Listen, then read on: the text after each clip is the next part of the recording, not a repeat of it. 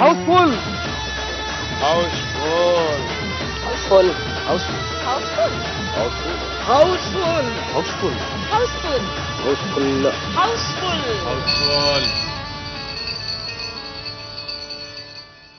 नमस्कार. हाऊसफुलच्या या नव्या आणि फ्रेश भागात तुमचं हाऊसफुल स्वागत. 28 सप्टेंबर 1929 पृथ्वीवर एक स्वर्गीय सूर जन्माला आला. 2000हून अधिक चित्रपटात 20 भारतीय भाषांमध्ये तब्बल 30,000हून अधिक गाणी गात लता दीदी भारताच्याच नव्हे तर जगाच्याही गानसम्राज्ञी बनल्या. या व्हॉइस ऑफ द मिलेनियमनं नुकतंच 83 वर्ष पूर्ण करत 84व्या वर्षात पदार्पण केलं. भारतरत्न लता मंगेशकर यांच्या या सुरेल सुवर्ण प्रवासाला झी मराठी हाऊसफुलचा मानाचा सलाम. 300हून अधिक प्रयोगांसह लता दीदींचा हा अमृतमयी प्रवास आपल्या अभिनव सादरीकरणानं जनमानसात पोहोचवणाऱ्या चौरंग या संस्थेने भारताच्या या गानकोकिळेला ही अशी स्वरांजली दिली. चुप चुप खड़े हो जरूर कोई बात है, चुप चुप खड़े हो जरूर कोई बात है, पहली मुलाकात है ये पहली मुलाकात है. चुप चुप खड़े हो जरूर कोई बात है, पहली मुलाकात है ये पहली मुलाकात है, पहली मुलाकात है ये पहली मुलाकात है. मला असं वाटतं की लता मंगेशकरांचं गाणं म्हणून हे मला पहिलं आठवतंय लहानपणी. आमची इंदू मावशी अगदी माना डोलवून ते गाणं म्हणायची आणि कोणाचं गाणं असं विचारल्यावरती ती लता मंगेशकरचं गाणं. त्यावेळी लता मंगेशकर कोण किंवा काय म्हणजे ते संगीतकाराचं गाणं आहे की कुठच्या सिनेमाचं गाणं आहे की कुठच्या सिच्युएशनचं गाणं आहे की कुठच्या हिरोईनवरती चित्रित झालेलं गाणं आहे ह्या सगळ्याचा तिच्याशी संदर्भ नसायचा. तिचं फक्त म्हणायचं की लता मंगेशकरचं गाणं.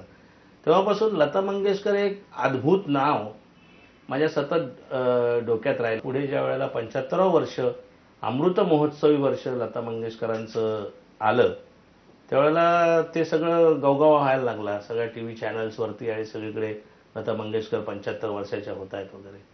त्यावेळेला मनात कुठेतरी वाटलं की लता मंगेशकरांच्या जीवनावर आपण कार्यक्रम केला तर. आणि मग त्यांचं त्या पद्धतीने लता मंगेशकरांच्या गाण्यांचा विश्वास नेरुरकरांनी एक पुस्तक चांगलं लता मंगेशकरांची सगळी गाणी जवळजवळ 5-5.5 हजार त्याच्यामध्ये त्याचे संगीतकार वगैरे असं केलेली होती. मग ती लिस्ट बघायला गेल्यावर अरे बहिणी तर हे गाणं लता मंगेशकर गायलं हे पण गायलंय. लता मंगेशकर यांनी गायलेल्या 75 गाण्यांमधून त्यांचं जीवन सांगायचं अशी संकल्पना अमृतलताच्या निमित्ताने मी मांडली. बरसात में हमसे मिले तुम सजन, तुमसे मिले हम बरसात में. ज्या वेळेला मी अभ्यास करायला लागलो त्यावेळी त्यांचं जीवन ह्या सुपुत्री होत्या दीनानाथ मंगेशकरांच्या. दीनानाथ मंगेशकर म्हणजे शास्त्रीय संगीतातलं नाट्यसंगीतातलं केवढं मोठं नाव, केवढं मोठं वैभव. लक्ष्मी आणि सरस्वती दोन्ही त्यांच्या घरी पाणी भरत होत्या. परंतु पुन्हा एकदा प्राक्तन आडवं आलं. अचानक सिनेमा सुरू झाले. सिनेमामध्ये लोक एवढी क्रेझी झाली की नाटकाच्या कंपन्याच बुडाल्या. दीनानाथ मंगेशकर सारखे सुद्धा त्याच्यामध्ये वाहत गेले.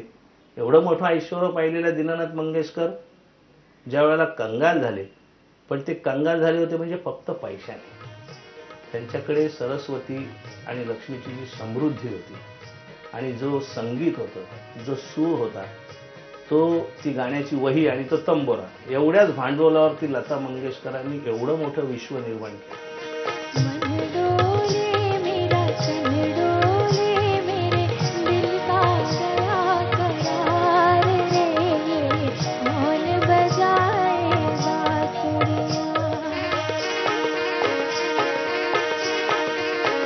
मायक्रोफोन आणि लता मंगेशकरचा आवाज यांचं जे काय सख्य जमलं आणि तो मायक्रोफोनवर ज्यावेळी आवाज आला त्यावेळेला भल्या भल्यांचे डोळे उघडले. गुलाम हैदरने पालकत्व घेतलं लताबाईंचं की नाही, मी कुठच्याही परिस्थितीत हा आवाज चांगला आहे असं. आता गुलाम हैदर सारखा जाणकार संगीतकार फिल्मिस्तानमध्ये घेऊन गेला शशधर मुखर्जीकडे. शशधर मुखर्जी म्हणाले, छे हे पतला आवाज येईन का, हे नाही चलेगा. गुलाम हैदर म्हणाले, भाऊ हिचा आवाज फार चांगला आहे, इतका सुरेल आहे. पण शशधर मुखर्जी मालक होता फिल्मिस्तानचा, नाही ऐकला आणि लता मंगेशकरांना रिजेक्ट केलं. लता मंगेशकरांचा आवाज रिजेक्ट करणारा माणूस एक नुसता. गुलाम हैदर म्हणाले, शशधर मुखर्जी साहेब तुम्ही मालक आहात, आता तुम्ही रिजेक्ट करा, पण एक दिवस या मुलीच्या दारात सगळे प्रोड्युसर्स तुम्हाला उभे राहिलेले दिसतील, सगळे संगीतकार उभे राहिलेले दिसतील.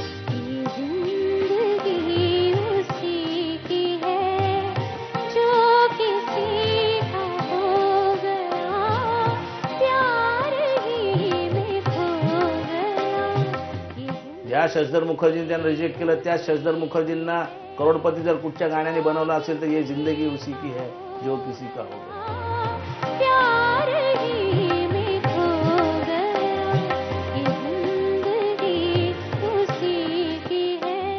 म्हणजे रेल्वेच्या प्रवासातच त्यांची आणि किशोर कुमारची पहिल्यांदा ओळख झाली. किशोर कुमार त्यांच्याकडे सारखा बघत होता कारण तो त्यांना ओळखत होता. यांना वाटलं हा कोणते रोडछाप रोमिओ. बरं, लता मंगेशकर त्यावेळी 19 वर्षांची. रोडछाप रोमिओ कोणते दिसते म्हणून त्याला त्याच्यापासून वाचण्यासाठी त्या गोरेगावला उतरल्या. हाही उतरला. हा त्यांच्या मागे, लताबाई पुढे. लताबाईंनी टांगा केला, यांनी टांगा केला. लताबाईंनी फिल्मिस्तानसमोर टांगा थांबवला, यांनी टांगा थांबवला. घाबरून गेले, आता करायचं काय म्हणून पळत आत गेल्या. तर खेमचंद प्रकाश मास्टरजी म्हणाले, अरे हा किशोर कुमार आहे, आज तुमच्याबरोबर गाणं गाणार आहे. आणि त्याच मग अवखळ नात्याने किशोर कुमारशी लताबाई बांधले गेले आणि म्हणून मग ते कोरा कागज था हे मन मेराला सुना अंगण था जीवन मेरा हे जे काय जोडलं जातं ना, ते कॅरेक्टर कसं किती सुंदर पद्धतीने जोडलं जातं याची प्रचिती आपल्याला ती अशी येते की ज्याच्यामधून मनाचं मनाशी मिलन झाल्याशिवाय ते तिथपर्यंत सुराशी सुराचं मिलन होणार नाही. कोरा कागज था ये मन मेरा लिख लिया नाम इस पे तेरा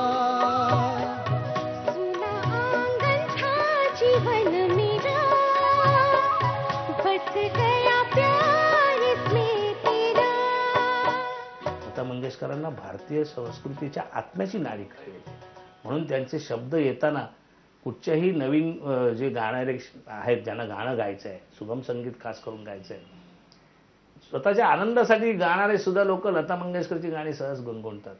आता जगात असा कुठचा कोपरा नसेल आणि जगात असं एका वेळेला लता मंगेशकरांचा जर अशी उद्या काहीतरी सर्च यंत्रणा निघाली तर लता मंगेशकरची गाणी गाणारे लोक जर काढले तर कमीत कमी 1 लाख लोक लता मंगेशकरची गाणी प्रत्येक क्षणाला म्हणत असतील.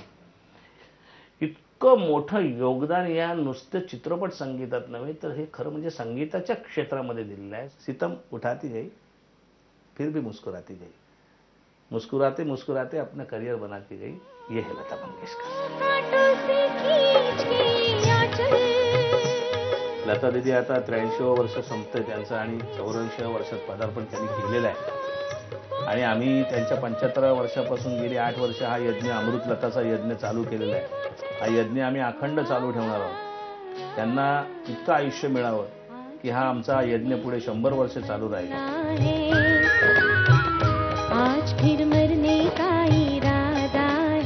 भारत हा शेतीप्रधान देश आहे.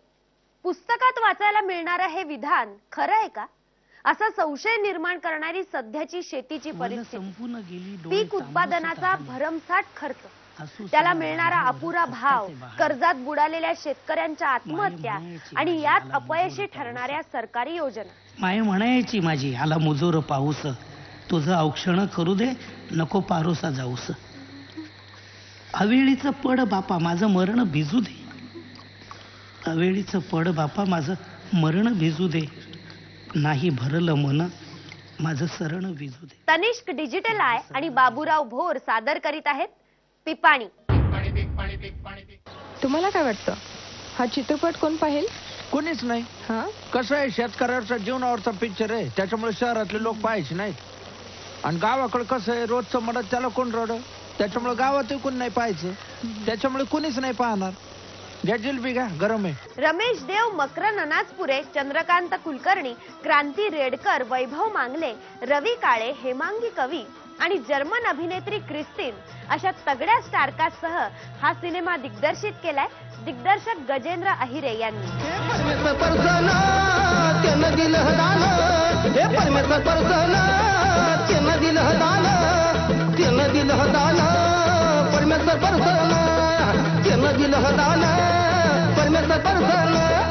देवा बापाची कृपा व्हावी दुःखे पाळावी लक्ष्मी यावी सोनं पावाली घरानंदावी गो एवढा मागण परमेश्वर परसन त्यानं दिलं दान परमेश्वर परसन. हॉलिवूडवरनं एक फिल्म डिरेक्टर इकडे येते आणि आपल्या दुःखावर दैन्यावर सिनेमा करू पाहते आणि जनरली इकडची गरिबी शूट करा, इकडचं एक्झॅग्रेशन दाखवा आणि तिकडे जाऊन ऑस्कर मिळवा, अशा काही घटना आपण पाहिलेल्या आहेत. त्यामुळे त्याचा एक राग होता माझ्या डोक्यामध्ये आणि म्हणून सेम तसं ती करायला आलेली आणि ती इथली गरिबी आणि दैन्यन दुःख शूट करून त्याच्यात ती सिनेमा करायला जाते. पण ती अत्यंत संवेदनशील असते आणि तिच्या असं लक्षात येतं की ही जे काय आहे हे खरं मांडायला पाहिजे. एक अतिशय निखळ मनोरंजन करणारा, हसवणारा, मनोरंजन करणारा असा सिनेमा त्यातून हा पिपाणी तयार झाला. अरे चांगलं पाटीभर खाल्लास आणि वाटीभर हागलाच नाही. What is Vati? Vati is a small pot. Okay, and what is Patti? Party is a big pot. Okay. And what is Haglas? मला असं वाटतं की मराठी चित्रपट सध्या ज्या संक्रमण अवस्थेत आहेत, वेगवेगळे विषय मराठी सिनेमांमध्ये येत आहेत, त्यातला हा एक निश्चितपणे प्रेक्षकांना भावेल असा हा एक वेगळा सिनेमा आहे. ए नंदी, बाई ताडवा नको करू. त्या बाई तुझ्या आयुष्यावर पिक्चर काढून राहिल्या आणि मॅडम तुझा रोल करणार आहे त्या पिक्चर मध्ये. त्यांना काय पाहिजे ते दे जो. दे दे मला ही साडी तुझी दे. अहो, दोनच आहेत.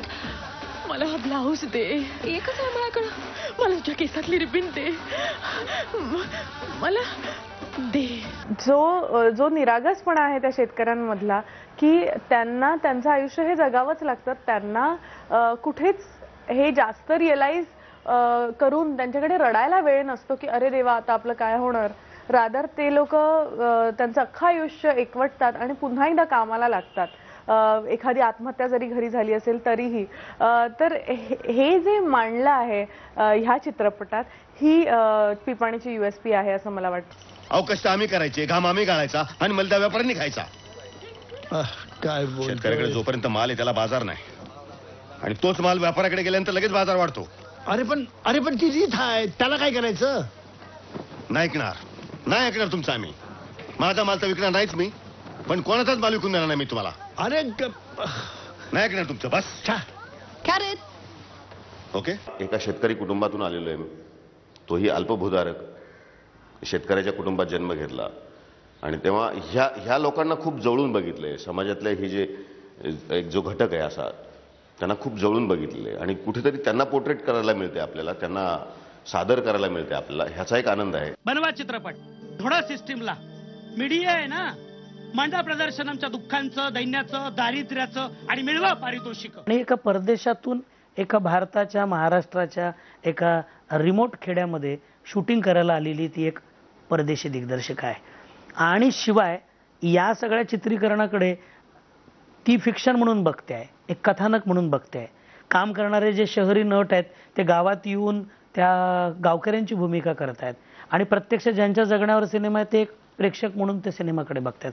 असं खूप डायमेन्शन, खूप स्तरांवर हा सिनेमा पटकथेच्या स्वरूपात वर्क होतो आणि ती पद्धत मला खूप आवडली. हे बघ, माझ्याशी असं बोलायचं नाही. परत सांगतो. तुला माहिती मी कोण आहे? कोण आहात? मी अमिताभ बच्चन बरोबर काम केलंय. असं काम होत नाही. हो, तुम्ही अमिताभ बच्चन बरोबर काम केलंय ना. तुम्ही अमिताभ बच्चन नाही आहेत ना. तुला काय म्हणायचंय तुला? मला हेच म्हणायचं की अशा युनिट मध्ये मी काम नाही करू शकत. दिस एक्स्ट्रीमली रिडिक्युलस. अरे मी राजेश खन्ना, अमिताभ बच्चन, हेमा मालिनी या सगळ्यांच्या बरोबर काम केलंय. चला उतरवा खाली मला. सुंदर चेहरा, बळकट शरीर यष्टी, हटके कॉस्ट्युम आणि स्टायलिश अंदाज.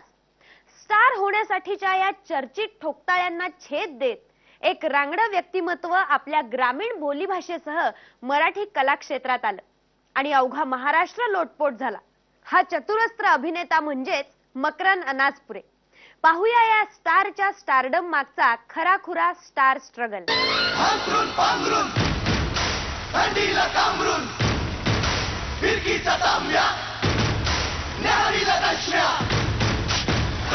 भूक लाडू कांदा आणि चटणी चुलीसाठी सरपण पेटवायला फुकणी.